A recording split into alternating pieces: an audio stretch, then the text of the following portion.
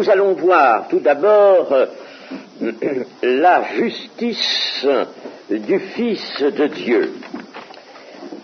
Hier, nous avons étudié la victoire obtenue par le Seigneur Jésus sur la mort.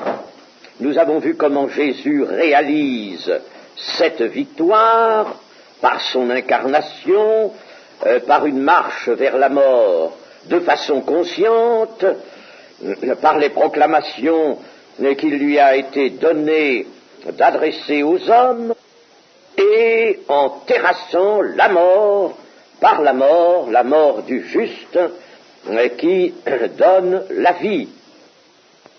Le ministère terrestre du Seigneur ayant été un affrontement entre la vie et la mort, affrontement dans lequel la mort a fléchi et la vie a triomphé.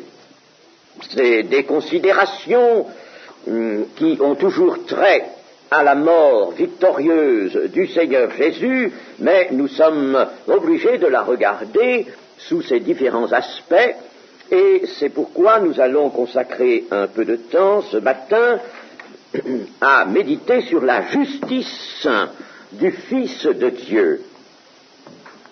C'est peut-être une considération un peu oubliée, un peu négligée, que la justice du Fils de Dieu. Et pourtant, nous qui sommes appelés à la justice, car la vie, je le répète et nous allons le lire d'une façon textuelle, formelle dans l'Écriture, la vie appelle la justice, et la justice est le support de la vie. Il n'y a pas de vie, il ne faut pas parler de vie éternelle, il ne faut pas parler de vie véritable, il ne faut pas parler de vie de Dieu, si l'on ne parle pas de justice.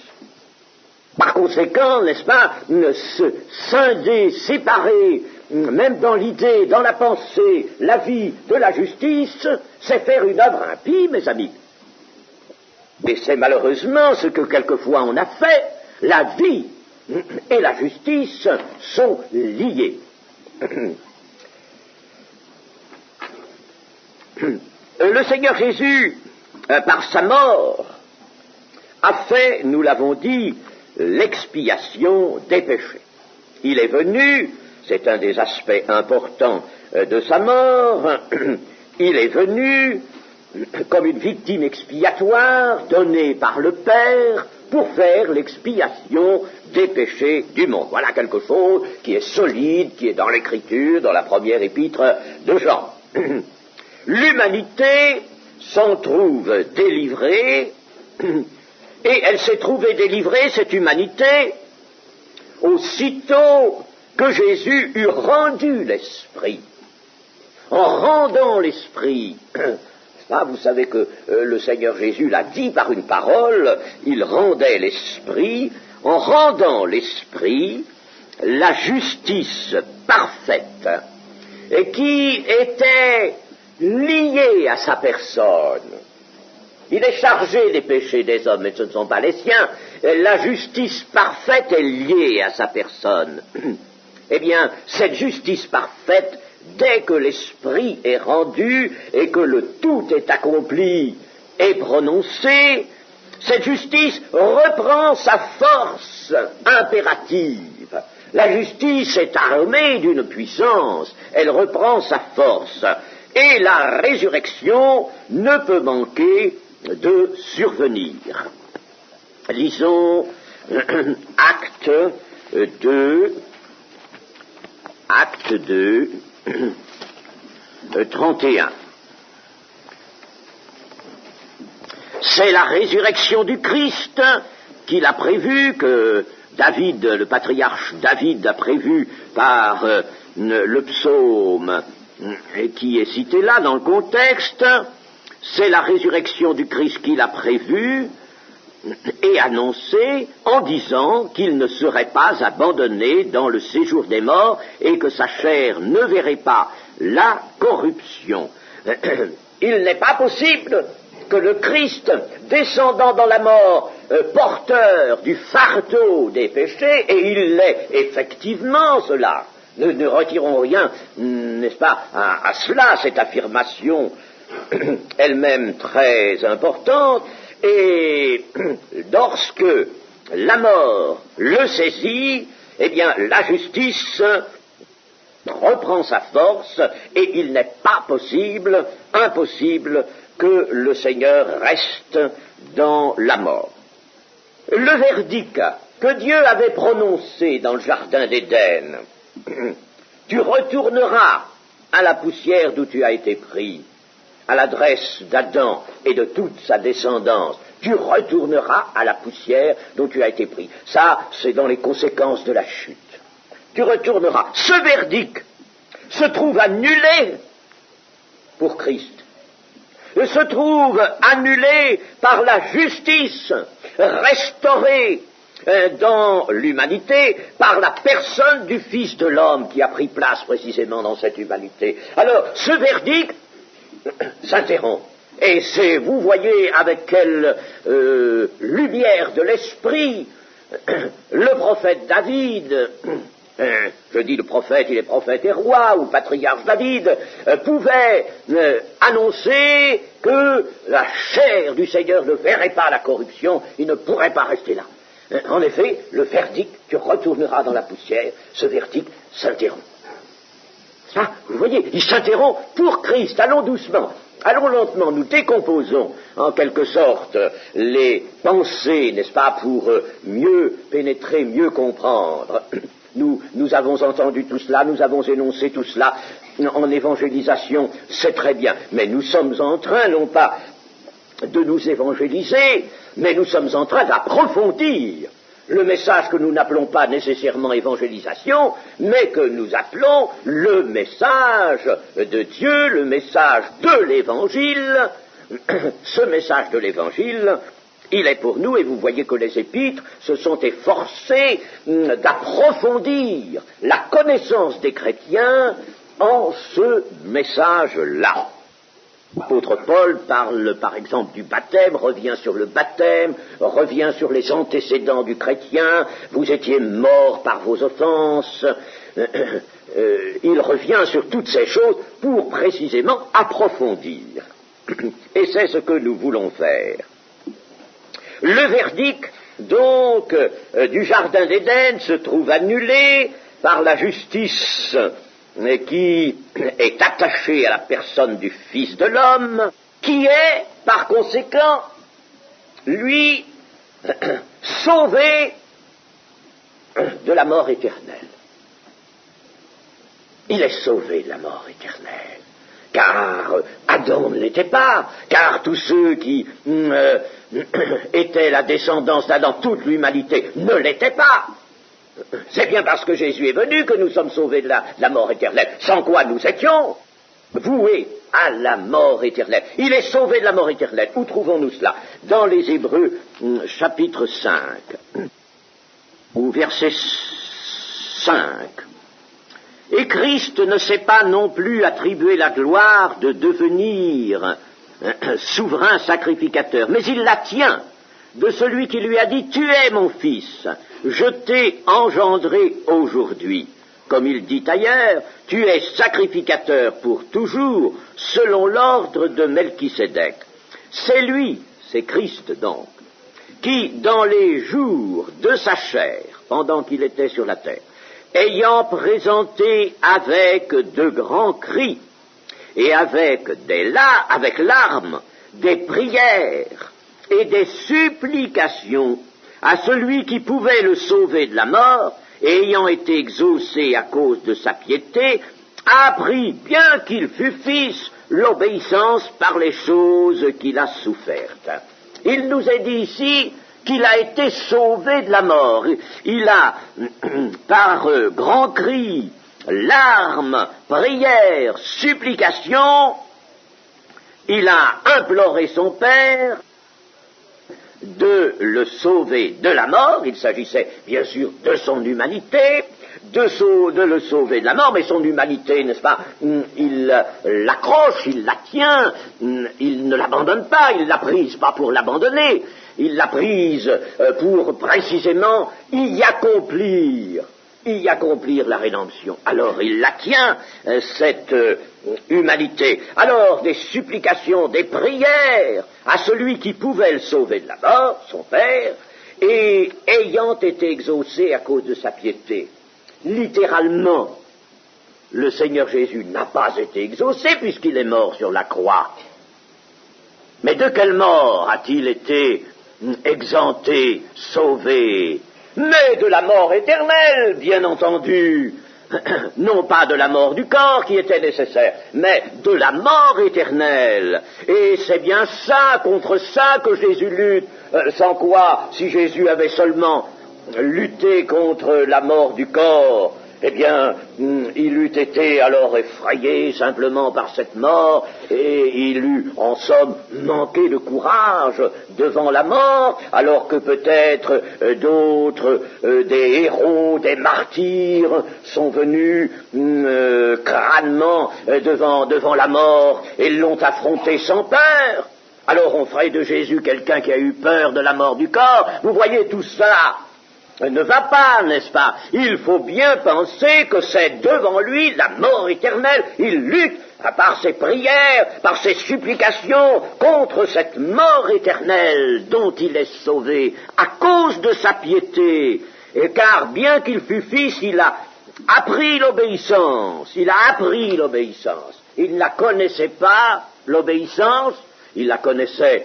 Il n'a pas besoin d'obéissance en tant que Dieu. Dieu n'obéit pas à Dieu, Dieu est Dieu, Dieu fait ce qui est saint, ce qui est vrai, et Dieu n'a pas à parler d'obéissance en ce qui le concerne lui-même, mais la nature humaine, semblable à celle du péché, comprenons bien cela, la nature humaine, qui est le champ d'expérience, qui est le champ de travail, qui est le creuset dans lequel le Saint-Esprit prépare la libération de l'humanité, alors dans ce creuset-là, qu'est-ce qu'il y a?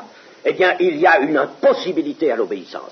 La chair semblable à celle du péché que Jésus prend est une chair réfractaire à l'obéissance depuis la chute, une chair incapable d'obéissance. Elle ne peut pas, la chair ne peut pas faire la volonté de Dieu. Rappelons-nous ces affirmations-là. C'est une chair réfractaire, incapable. Alors, dans cette chair, qu'est-ce qu'il faut? Eh bien, cette chair que le Seigneur Jésus maintient en marge du péché, exempte du péché, mais cette chair a quand même, si vous voulez, sa tare principale qui est d'être réfractaire à l'obéissance à Dieu. C'est ça la marque du péché, c'est ça le péché en elle, c'est ça l'ignorance, c'est ça l'aveuglement, elle est réfractaire à l'obéissance. Et sans obéissance, il n'y a pas de justice. Le Seigneur Jésus va faire réapparaître l'obéissance dans une chair semblable à la nôtre, qui par conséquent est réfractaire à l'obéissance. Il fait réapparaître l'obéissance. Le premier Adam introduit la désobéissance, et cette désobéissance gagne tout, détruit toute relation avec Dieu, tout sentiment d'amour pour Dieu. Eh bien, lui, le second Adam, fait revenir l'obéissance dans la chair. Il apprend l'obéissance, c'est-à-dire qu'il la fait remonter, il la fait réapparaître, il la fait triompher, cette obéissance. Alors, c'est pas seulement, il ne faut pas seulement voir Jésus comme pour lui-même exempt de péché, c'est bien de le voir, mais il faut voir bien plus. Il faut voir celui qui réintroduit l'obéissance dans une nature corrompue, dans une nature réfractaire, absolument réfractaire à l'obéissance à Dieu. Vous comprenez? Vous comprenez? Faire réapparaître. Le Seigneur Jésus est un lutteur. Sa personne n'est pas en cause pour elle-même. Sa personne est là pour lutter, est là pour sauver, est là pour forger la victoire, la rédemption en sa personne, en son expérience, dans cette chair semblable à celle de tous les hommes. Alors il triomphe non seulement par ses supplications et ses prières, mais par son obéissance, cette obéissance qui réapparaît. Et je vous le dis, l'obéissance, c'est la justice. Ça, c'est elle qui établit la justice qui est le grand ordre qui soutient la vie. Dans la personne de Jésus souffrant et mourant, il y a, nous l'avons dit, le poids des iniquités des hommes ses frères, dont il est chargé. Il entraîne ce fardeau dans la mort, c'est-à-dire dans l'abîme, où ces iniquités sont elles-mêmes englouties. Donc il faut qu'il s'engloutisse, lui, avec son fardeau, avec sa charge qu'il a sur les épaules. Il faut qu'il s'engloutisse. Pour engloutir la charge, il faut qu'il s'engloutisse, lui. Alors il s'engloutit dans la mort. Et logiquement, si ce fardeau, n'est-ce pas, restait solidaire de sa personne, eh bien, il serait englouti à jamais. Et d'où, n'est-ce pas, cette lutte, non seulement contre Satan, le Seigneur Jésus est un lutteur, non seulement contre Satan en Gethsémane, dernière lutte, dernière et on peut dire lutte tragique, lutte qui dépasse toute conception. Des grumeaux de sang tombent alors du visage du Seigneur. Lutte contre les ténèbres. Il faut cette lutte encore dernière à Gethsémane avant la mort. Et puis, dans la mort, le fardeau est sur lui. Le fardeau, il y a bien des textes, je ne vais pas les rappeler, et qui nous montrent qu'il est chargé des péchés des hommes, de nos iniquités. Il s'en charge, autrement dit, il les assume tous. Il assume tout cela. Parce qu'il y a devant la justice une expiation, une réparation nécessaire. Il va engloutir ses iniquités en s'engloutissant lui-même, mais va-t-il rester dans le fond? Va-t-il rester dans l'abîme? Va-t-il rester dans les enfers, dans le shéol? Comme un coupable, comme le premier Adam, n'est-ce pas, et toute sa descendance, jusqu'à lui, n'est-ce pas, jusqu'à ce que rédemption, expiation ait été faite. Va-t-il rester, lui, qui vient faire l'expiation, dans l'abîme? Non, seulement, il faut alors que là, déjà sur la croix, prière, supplication, larmes. Il lutte, et cette lutte est nécessaire. Ça nous montre, chers amis, qu'il faut que nous soyons nous aussi des lutteurs. On ne peut pas être victorieux sans être des lutteurs, sans être des combattants. Le combat de la foi, nous ne l'avons pas envisagé dans toute son ampleur, le combat de la foi. À l'instar de Jésus, il faut que nous soyons nous aussi des lutteurs, bien sûr. Ce n'est pas nous qui faisons la rédemption, elle est faite, mais dans la suite de la rédemption, dans la mise en, si vous voulez, en exploitation, dans le cours des années, n'est-ce pas, où il faut faire valoir ce qui est à Christ, la rédemption de Christ, il faut que nous soyons nous aussi des lutteurs pour être des vainqueurs. Sa parfaite justice rétablie par l'obéissance dans ce creuset humain où tout se joue, dans ce creuset humain, alors cette parfaite justice attachée à sa personne, avec les prières, avec les supplications, tout cela va l'arracher à la puissance du shéol. Et c'est bien ce que les psaumes exprimaient.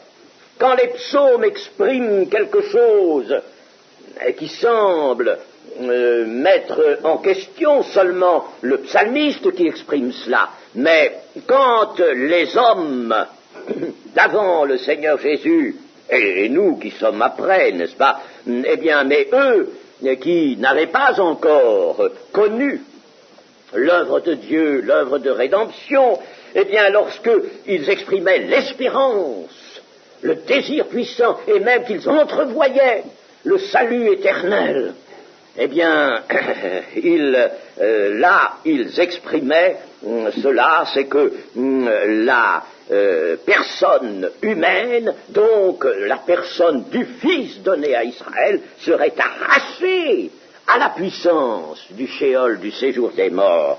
Lisons le psaume 49, 16.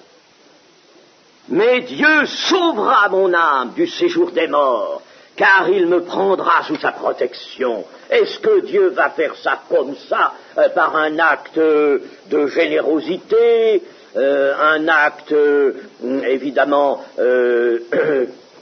qui interviendrait comme cela par une seule simple décision, sans que Dieu se soucie de sa justice qui a été froissée, qui a été meurtrie, méconnue, foulée aux pieds? Jamais. Alors, quand mais Dieu sauvera mon âme du séjour des morts, avant tout, de telles choses sont prophétiques, parce qu'il faut qu'elles soient prophétiques avant de s'appliquer à la masse des hommes. Elles s'appliquent avant tout au Seigneur Jésus. Le psaume 73, verset 24 à 28. Tu me conduiras par ton conseil, puis tu me recevras dans la gloire. Quel autre ai-je au ciel que toi? Et sur la terre, je ne prends plaisir qu'en toi. Ma chair et mon cœur peuvent se consumer. Dieu sera toujours le rocher de mon cœur et mon partage. Car voici, ceux qui s'éloignent de toi périssent. Tu anéantis tous ceux qui te sont infidèles. Pour moi, m'approcher de Dieu, c'est mon bien. Je place mon refuge dans le Seigneur, l'Éternel, afin de raconter toutes tes œuvres. Eh bien, cela, c'est bien le cri du psalmiste. C'est bien sa profonde espérance, c'est bien le Saint-Esprit qui lui donne d'espérer cela. Mais cette parole ne peut être que d'abord prophétique pour s'appliquer à celui qui vient comme le Fils de l'homme pour anéantir la mort et le péché.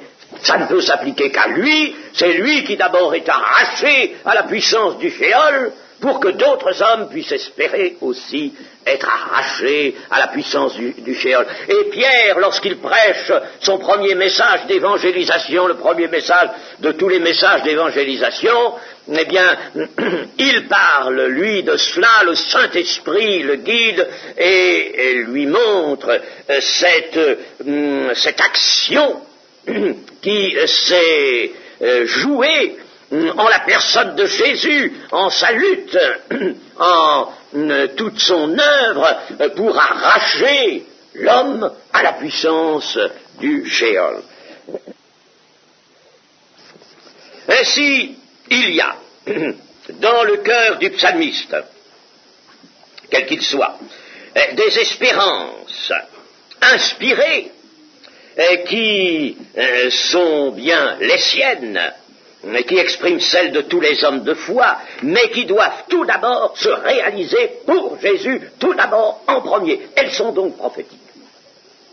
Vous comprenez pourquoi les choses du psalmiste sont prophétiques. Vous comprenez pourquoi David, lui, surtout, exprime des choses prophétiques, et il les sent, ces choses-là. Il les sent, et lui, chez lui, ça va très loin. Ça va très très loin chez cet homme qui est vraiment extraordinaire. C'est extraordinaire, n'est-ce pas, la vie, l'expérience de ce roi prophète. Parce que, ils disent, ont percé mes mains et mes pieds. Jamais personne n'a percé ses mains et ses pieds à lui, David. Et quand il le dit dans le psaume 22, eh bien, il ne le dit pas gratuitement, il ne le dit pas seulement en récitant quelque chose que lui suggère ou que lui révèle le Saint-Esprit. Il ressent les choses, il les ressent. Quand il dit « Mon Dieu, pourquoi m'as-tu abandonné ?» Il sent ces choses, il ressent quelque chose. Et tout ce qu'il dit là a une valeur prophétique, mais non seulement pour lui, pour tous les autres psaumes, dès qu'il y a apparition de l'espérance de la vie éternelle, de la délivrance du Shéol, immédiatement ces paroles deviennent prophétiques car elles sont d'abord pour Jésus. Il faut que Jésus, lui, soit arraché pour que des hommes le soient. Vous voyez, n'est-ce pas, apparaître là la grande unité des Écritures. Vous voyez comme c'est intéressant, n'est-ce pas, de méditer un peu large, pas méditer toujours le nez attaché à un verset. Alors on veut méditer sur ce verset, puis on reste sur ce verset, on voudrait lui arracher son secret à ce verset, son secret même spirituel. Mais attention, Ce verset n'est pas tout seul. Ce verset, dans le grand contexte de la Bible, il faut voir large. Il faut toujours se rapporter au message dans toute son ampleur.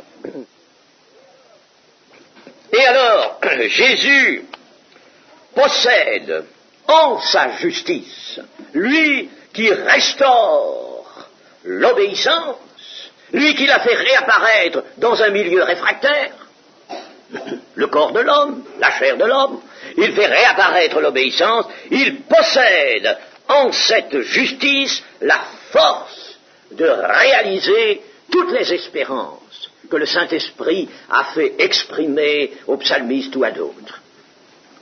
Toutes ces espérances-là en bloc, eh bien, sa justice porte la force de les réaliser.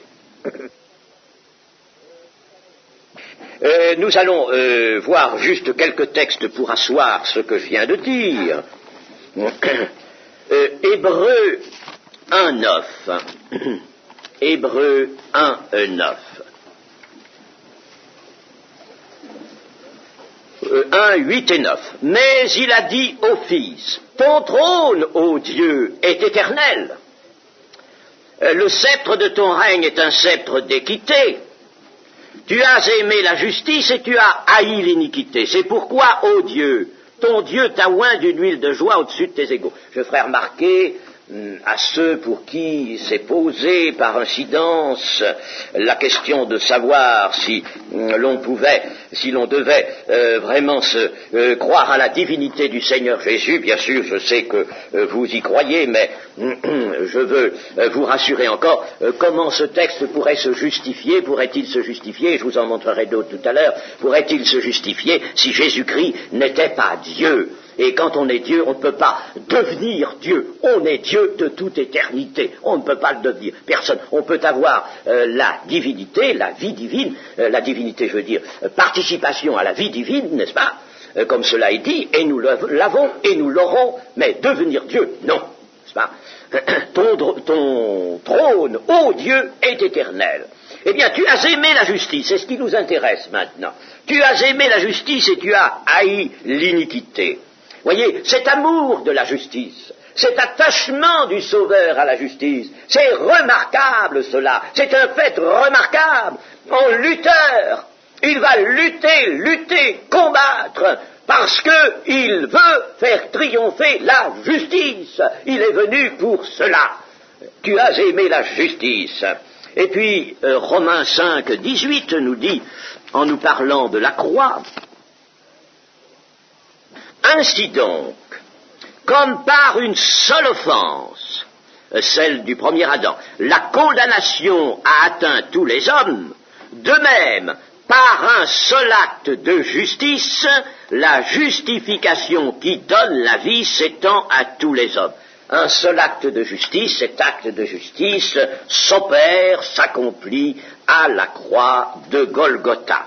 Eh bien, cet acte de justice apporte la justification des hommes, et vous savez quelle importance l'apôtre Paul, précisément dans les Romains, donnera à cette justification. Bien sûr, elle est ailleurs dans l'Écriture, mais Paul particulièrement s'en fait l'ardent défenseur, n'est-ce pas, de cette clarté, de cette révélation sur la justification des hommes. Eh bien, vous voyez quelle importance ça a, mais celui qui apporte la justification, c'est celui qui a restauré la justice, il a aimé la justice. Et nous allons voir quelques textes de l'Ancien Testament, rapidement, pas des quantités, mais ces textes-là prennent toute leur lumière dans le cadre de ce que nous venons de méditer. Alors, c'est d'abord dans les Proverbes, Proverbes chapitre 10 et verset 2. Vous voyez comme la Bible est vraiment harmonisée, comme elle est. Ne voyez pas des contradictions textuelles, on en a parlé ces jours-ci, j'en ai déjà fait justice ici, de ces contradictions textuelles, nous avons étudié cela, je le referai, je ne sais pas, mais enfin, disons que la chose peut être faite, n'est-ce pas, mais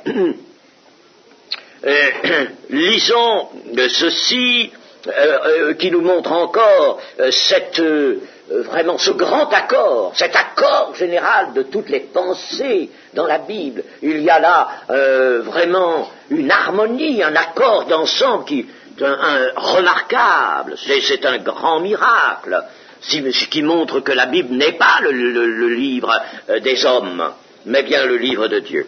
Alors, verset 2, « Les trésors de la méchanceté ne profitent pas, mais la justice délivre de la mort. » Ah, la justice délivre, la justice a cette force, ce pouvoir de délivrer de la mort, et elle va délivrer Jésus de la mort. Nous venons de le voir dans Hébreux 5, n'est-ce pas? Il a été exaucé, il a été délivré de la mort éternelle par sa justice, ayant appris, lui, bien qu'il fût fils, l'obéissance par les choses qu'il a souffertes. Et puis, toujours dans les Proverbes, 11, 19.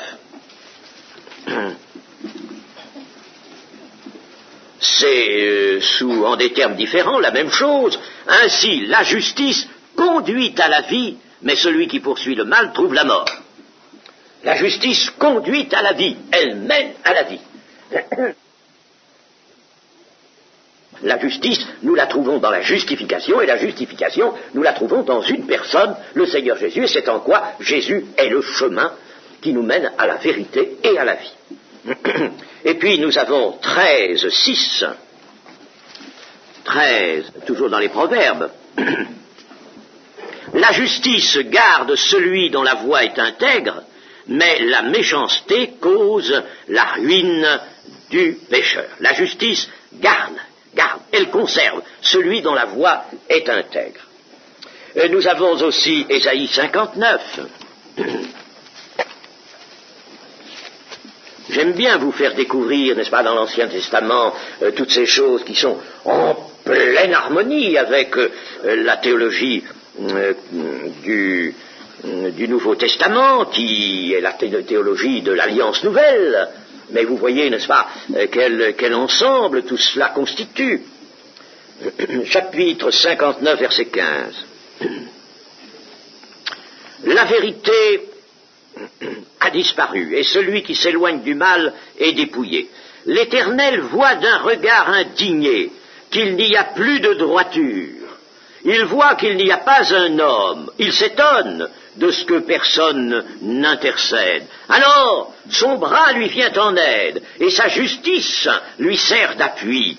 Il se revêt de la justice comme d'une cuirasse, et il met sur sa tête le casque du salut. Il prend la vengeance pour vêtement, et il se couvre de la jalousie comme d'un manteau. Il rendra à chacun selon ses œuvres, la fureur à ses adversaires, la pareille à ses ennemis, il rendra la pareille aux îles. On craindra le nom de l'Éternel depuis l'Occident, et sa gloire depuis le soleil levant. Quand l'ennemi viendra comme un fleuve, l'Esprit de l'Éternel le mettra en fuite. Un Rédempteur viendra pour Sion, pour ceux de Jacob qui se convertiront de leurs péchés, dit l'Éternel. Voici mon alliance avec eux, dit l'Éternel, mon esprit qui repose sur toi, et mes paroles que j'ai mises dans ta bouche ne se retireront point de ta bouche, ni de la bouche de tes enfants, ni de la bouche des enfants de tes enfants, dit l'Éternel, dès maintenant et à jamais. Et le salut, par un Rédempteur qui vient là, mais ce Rédempteur, eh bien, il vient, et c'est la justice qui lui sert de moyen, qui lui sert d'appui. Alors son bras lui vient en aide. Bras désigne dans l'ensemble de l'Ancien Testament, d'une façon indirecte, le Messie lui-même, le Rédempteur qui vient. Mais d'ailleurs il est nommé au verset 20, un Rédempteur viendra pour Sion, pour ceux de Jacob. Ne soyez pas étonnés, souvent que dans l'Ancien Testament, le Rédempteur soit annoncé pour Sion, pour ceux de Jacob, c'est-à-dire pour Israël, parce que le salut donné aux païens est la prolongation, tout simplement, ou l'association, si vous voulez, des païens à l'alliance donnée à Israël. Le salut vient des Juifs, il ne faut pas oublier cela. Par conséquent, quand nous voyons, n'est-ce pas, que quelque chose est destiné à Israël, ça peut être historiquement et même prophétiquement destiné vraiment à ceux qui sont issus par la chair d'Abraham, mais attention, bien souvent, c'est plus large et c'est destiné à l'Israël de Dieu autant qu'à l'Israël, peuple physique. Prenons garde à cela. Ainsi, la justice, il se revêt de la justice comme d'une cuirasse. C'est de cela que l'apôtre Paul s'empare dans Éphésiens 6. Ainsi, la mort et la résurrection du Christ sont les deux faces indissociables de l'événement unique, un seul sacrifice, une seule mort, l'événement unique par lequel s'effectue le passage du monde présent au monde à venir, de ce siècle-ci, comme disait Jésus, au siècle à venir. Ce passage du monde présent au monde à venir, alors qu'il y a là une solution de continuité, c'est-à-dire, n'est-ce pas, une interruption, il y a là une coupure, eh bien, ce passage, c'est la mort et la résurrection du Christ qui l'assure, si bien que cette mort et cette résurrection sont indissociables, elles constituent ensemble l'événement unique par lequel s'effectue le passage. Et là se résout le conflit entre la mort et la vie. Le conflit entre la mort et la vie. La mort, c'est le contraire de la vie. D'ailleurs, comme nous avons beaucoup de savants, et des savants qui ne savent pas toujours quoi se mettre sous la dent parce qu'il leur arrive souvent d'être à court dans certains domaines, étant donné qu'ils se ferment une source énorme d'informations. Ils veulent rester dans le domaine absolument rationnel, ils veulent que tout puisse se déduire de l'observation, de l'expérience, et s'interdisent d'aller au-delà. C'est peut-être bon, oui, ça a peut-être été une consigne nécessaire, mais une consigne qui est devenue un aveuglement par l'excès qu'on en a fait. On a fermé donc la porte à d'autres sources d'informations, à des sources irrationnelles, et une partie du monde scientifique s'est d'ailleurs aperçu que c'était une stupidité de fermer la porte à l'irrationnel, et bien des scientifiques se sont dit, eh bien, forçons la porte et allons un peu explorer du côté des choses irrationnelles, et on a trouvé en effet dans l'irrationnel, c'est-à-dire quelque chose qui ne peut pas résulter toujours de ces déductions de cause à effet, eh bien on a trouvé dans le domaine irrationnel, en effet, des connaissances qui manquaient. Mais il faut pousser cette recherche dans l'irrationnel jusque dans l'écriture. L'écriture est irrationnelle. Elle est rationnelle pour Dieu, elle est rationnelle pour ceux qui croient, mais elle est irrationnelle, n'est-ce pas, vue de la terre. Vue de la terre, elle est irrationnelle, c'est-à-dire qu'elle ne se soumet pas au raisonnement humain, et elle ne peut pas s'y soumettre. Elle est une révélation de Dieu qui vient de l'invisible, et elle apporte des notions et qui, précisément, ne peuvent pas entrer dans le champ étroit des connaissances rationnelles de l'homme. Il y a un grand conflit entre la mort et la vie, disais-je, et certains de nos savants l'ont si bien réalisé qu'ils ont dit ceci, c'est un de nos savants du XIXe siècle, commencement du XXe siècle, c'est Bichat, le professeur Bichat, qui disait ceci, la vie, c'est tout ce qui tient les forces de la mort en échec. Autrement dit, la vie, c'est l'échec de la mort, momentanément, n'est-ce pas? La vie, eh bien, c'est quand il n'y a pas la mort. Alors, nous arrivons à peu près à ça, et Jean Rostand, dans un livre assez récent, s'est plu, lui, avec son humour habituel, à relever toutes les définitions tentées sur le plan scientifique de la vie et de la mort, et il montre évidemment le désarroi qui s'est présenté dans cette recherche. Alors, nous pouvons ici, n'est-ce pas, simplement nous représenter ceci, c'est qu'entre la vie et la mort, il y a une opposition, bien sûr. La mort, elle nous est présentée dans la Bible comme ce séjour insatiable qui veut toujours prendre à lui, prendre, dévorer, absorber. La mort est insatiable, la mort a une jalousie, nous est-il dit même, dans le Cantique des Cantiques. Eh bien, ce conflit entre la mort et la vie est résolu. Il est résolu à la croix. Le conflit qui enserre toute l'humanité, la couverture qui couvre tous les hommes, elle est enlevée. L'humanité ancienne, c'est-à-dire l'humanité dérivée du premier Adam et restée telle qu'elle était par la conséquence de la chute, la condamnation s'était étendue à tous les hommes, donc l'humanité ancienne, c'est l'humanité condamnée, irrémédiablement condamnée, eh bien, cette humanité meurt. Une fraction de cette humanité, qui sera peut-être à notre gré importante, mais n'avons pas à chiffrer, une fraction de cette humanité sera laissée dans la mort. Pourquoi?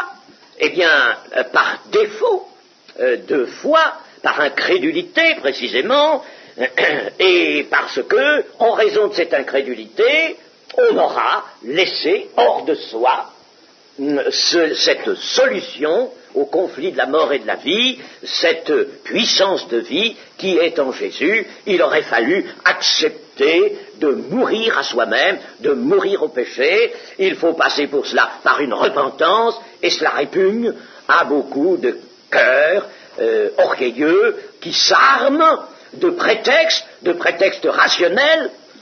Tous les gens que j'ai rencontrés, plus ou moins scientifiques, et qui ont contesté le message du salut, eh bien, tous ces gens-là se donnaient des prétextes, pas plus. Le péché et la mort, qui sont les puissances infernales, au milieu desquelles et par lesquelles Satan s'active. Ah, il est dans ce domaine-là, c'est là son domaine, les puissances infernales. Il les manie, ces puissances infernales. Eh bien, péché et mort, qui règnent depuis la chute, lâchent prise, nul ne leur échappait, mais Christ, par sa victoire, leur fait lâcher prise.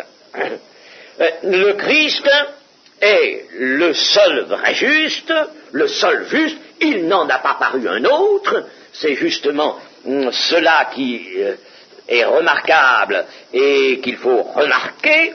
Le seul vrai juste assume toutes les conditions d'existence des fils d'Adam, c'est-à-dire qu'il entre dans l'existence de l'humanité, il assume tout. Il assume la faiblesse, il assume la possibilité de mourir corporellement, il assume absolument tout, il assume la fatigue, il assume le besoin de se déplacer par exemple à pied, il assume exactement toutes les limitations, toutes les contraintes de l'humanité, tous les caractères de l'existence de l'homme depuis Adam, depuis la chute d'Adam, parce qu'avant l'existence était toute différente, chers amis. Je n'en ai jamais parlé d'une façon assez étendue, mais c'était tout à fait différent. Eh bien, il assume ces conditions d'existence qui sont les nôtres, il meurt, non pas parce que le péché est en lui et parce que le péché le fait mourir, comme c'est le cas des autres hommes, mais parce que le péché, extérieurement à lui, le pousse dans la mort avec haine, avec frénésie. Aussi, la mort dont il meurt est la mort au péché. La mort dont il meurt est la mort au péché, et elle est la mort à la mort.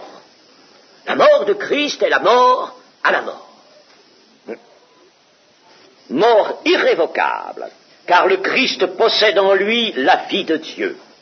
Ah, c'est là, n'est-ce pas, qu'il faut bien voir aussi réapparaître, l'expérience se faisant dans l'humanité, réapparaître cette divinité qui s'est en quelque sorte contenue, qui s'est mise au repos et a laissé l'humanité en proie avec toutes ces adversités qu'il s'agissait de vaincre, l'humanité de Jésus se trouve là, à Gethsémane, seule, lors de la tentation, seule. Mais sa divinité n'est pas perdue, elle n'est pas absente, mais elle se tient volontairement en repos.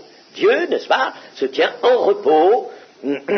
Il est là, mais il laisse cette humanité, je vous l'ai dit, n'est-ce pas, elle est le champ d'expérience, et il faut laisser l'expérience dans toutes les conditions, disons, justes, saines de l'expérience. Il ne s'agit pas de faire une fausse expérience, de donner une victoire qui résulterait d'une impossibilité, d'une défaite.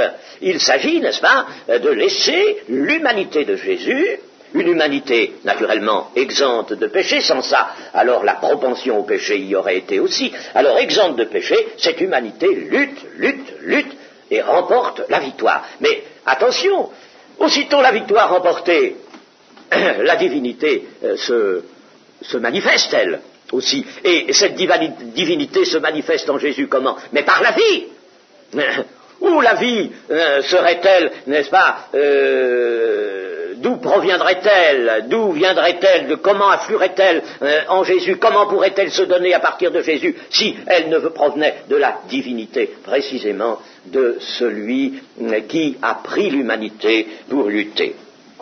Il possède en lui la vie de Dieu, cette vie, alors, va immédiatement, n'est-ce pas, jaillir, parce que place nette est faite, la victoire sur le péché et la mort est remportée, alors cette vie va jaillir, elle va jaillir, on peut dire, du sein du domaine de la mort. Vous l'avez dit, aussitôt l'esprit rendu, n'est-ce pas, la justice reprend sa force et la vie de Dieu jaillit.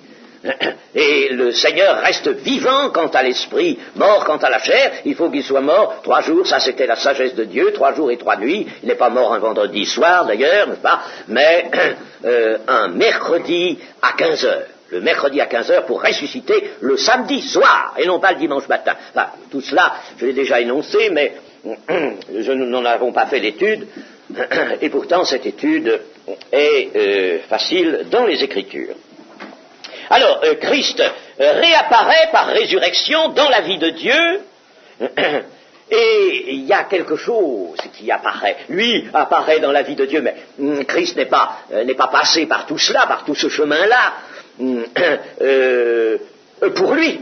Il est passé pour l'humanité, bien entendu.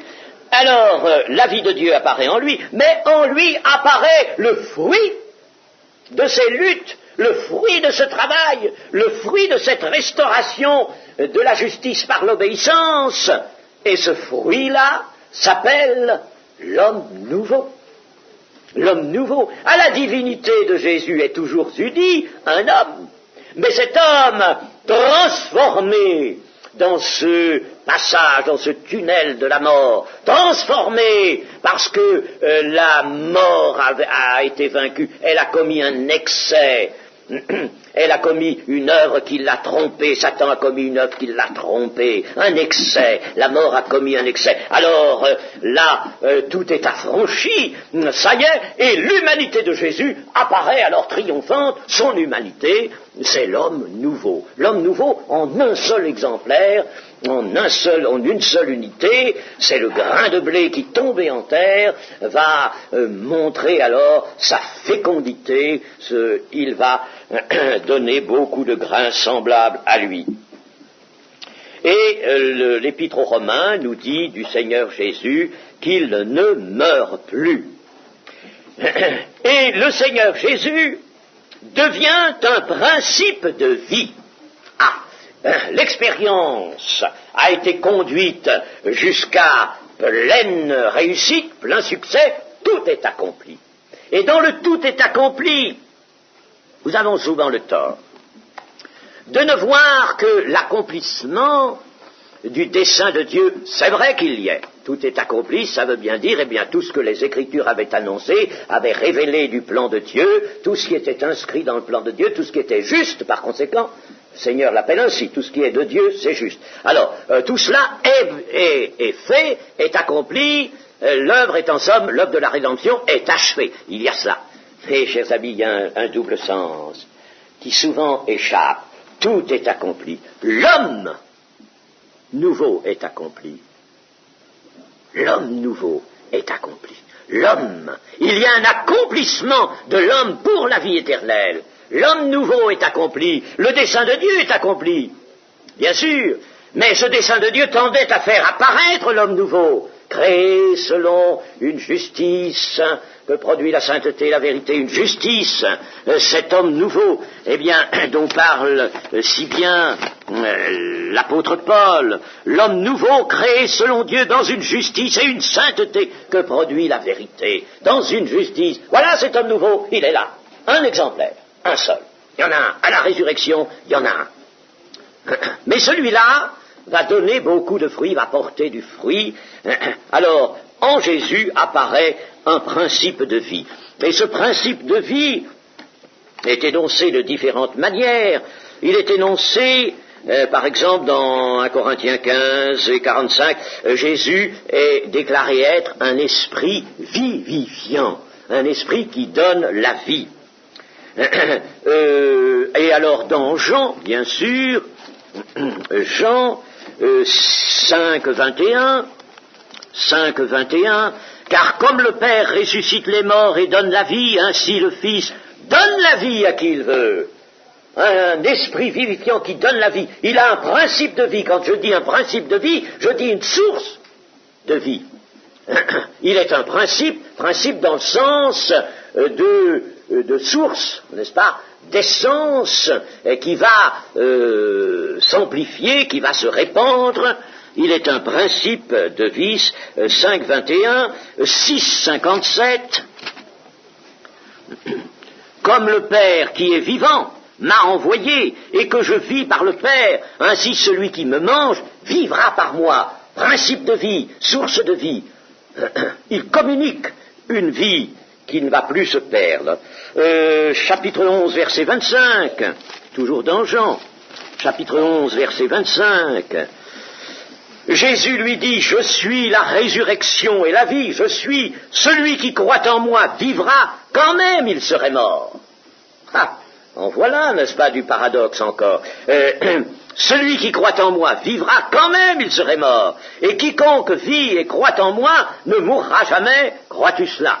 Nous aurons l'occasion de revenir à ces textes parce que ils sont au futur et je vous montrerai pourquoi, enfin demain, pourquoi ils sont au futur. Bien. Et puis nous avons un texte important et qui établit, alors là je l'ai souligné parce que je vous ai dit tout à l'heure que la divinité du Seigneur Jésus, qui je pense bien n'est pas en cause dans votre foi, mais enfin qui de l'extérieur a pu être mise en question, n'est-ce pas? Alors ça, attention, il faut être honnête là-dessus, surtout mes amis. Non, pas question de réfléchir à nouveau ou de vouloir disserter sur la divinité du Seigneur Jésus. Elle est un objet de foi, un objet tout entier et indispensable à notre salut. Si vous ne croyez pas ce que je suis, vous mourrez dans vos péchés. Si vous ne croyez pas ce que je suis, il faut croire ce qu'est le Seigneur Jésus. Les Juifs voulaient bien croire qu'il était un prophète, croire qu'il était un homme supérieur, un rabbi, mais ils ne croyaient pas qu'il était le Fils de Dieu et qu'il était, par conséquent, essence divine, la parole incarnée. Ils ne croyaient pas cela. Et le Seigneur leur dit, si vous ne croyez pas ce que je suis, vous mourrez dans vos péchés. Pas question, par conséquent, n'est-ce pas, de jouer avec cela, mes amis, ce serait jouer avec son salut. Sachons-le bien, que les choses soient nettes à cet égard. Mais je voudrais vous montrer un texte où apparaît nettement une déclaration. On a dit qu'il n'y avait pas de déclaration.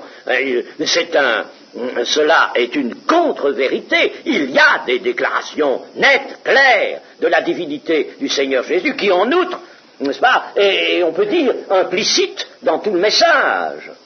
Hein? Alors, je vais vous montrer une déclaration nette, puisqu'on en veut. Eh bien, en voici une, 1 Jean 5. Je prends la... j'aurais pu prendre ici, je crois, la Bible seconde, première épître de Jean, chapitre 5. Nous savons aussi que le Fils de Dieu est venu. Bon, le Fils de Dieu, c'est bien Jésus.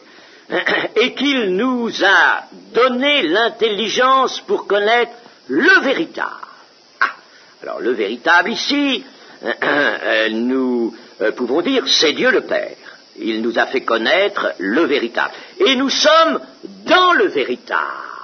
Nous sommes dans le véritable, donc dans le Père, en son Fils Jésus-Christ. C'est lui qui est le Dieu véritable et la vie éternelle. Pas la peine d'aller chercher plus loin. En son Fils Jésus-Christ, c'est lui qui est le Dieu, et j'ai pu étudier cela dans le texte original, dans le grec, c'est tout à fait clair, net. La phrase est bien celle-là. C'est lui, c'est le Christ, c'est lui, vient d'être nommé, en son Fils Jésus-Christ, c'est lui qui est le Dieu véritable et la vie éternelle. Et puis, n'est-ce pas, pour confirmer cela, dans l'Apocalypse, chapitre 3, verset 14, écrit à l'ange de l'église de la Odyssée, voici ce que dit l'Amen, le témoin fidèle et véritable, le commencement de la création de Dieu. Alors, le commencement de la création, mais il est le véritable. Vous voyez que le Seigneur Jésus est bien appelé le véritable.